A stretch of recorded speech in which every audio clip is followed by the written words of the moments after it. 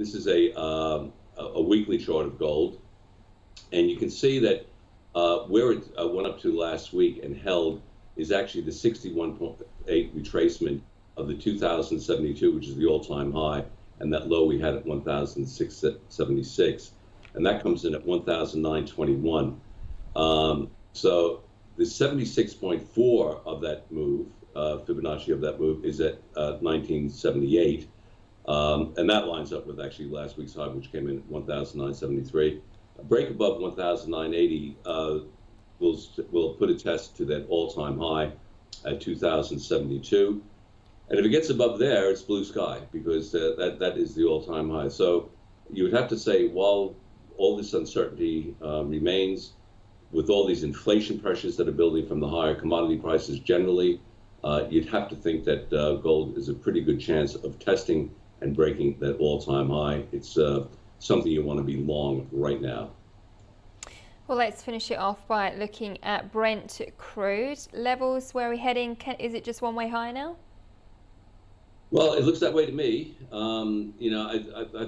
This is a daily chart of the Brent crude, which I'll open up right here. So, when I was on the, so that is showing that the, not only is it trending high with the 5, 10, 20-day moving averages all pointing in a bullish formation pointing up, but also yesterday we made a bullish outside day reversal, and that should maintain the momentum higher in the short term. And we're seeing that actually follow through today in Asia. It's actually it's still moving higher.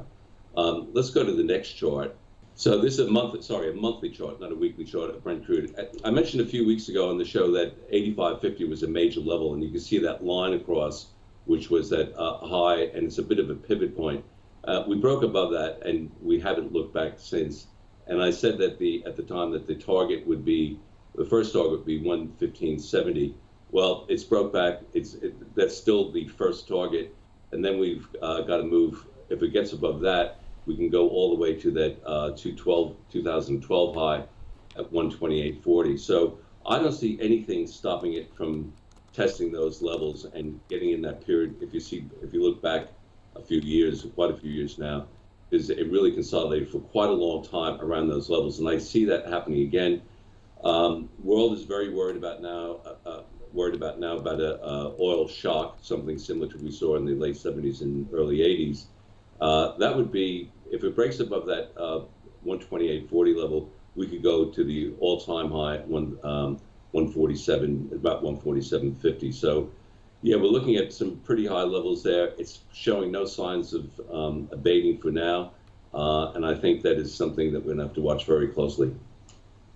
John, as a trader during these uncertain times, how do you manage your time? Because, I mean, it's hard not to look at the screen constantly, but you do have to step away, don't you? So how do you manage that volatility? Really, you've got to be extremely disciplined, because, as you say, if you look at the graphics, look at the images, and you look at the emotional side of it, it can really get you caught up.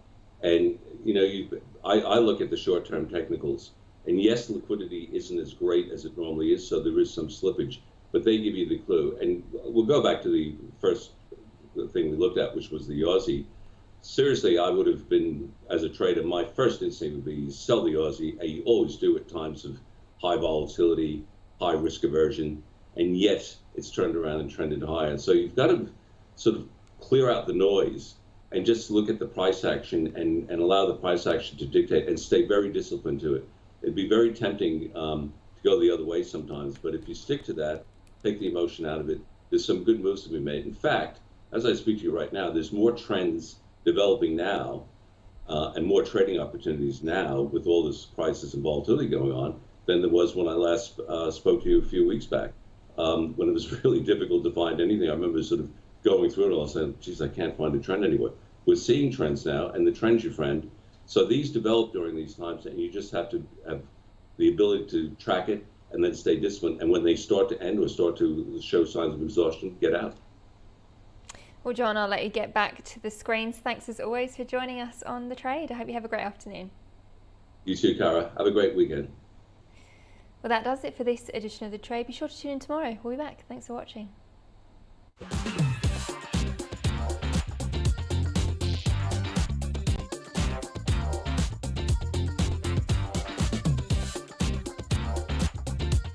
The Trade is brought to you by markets.com.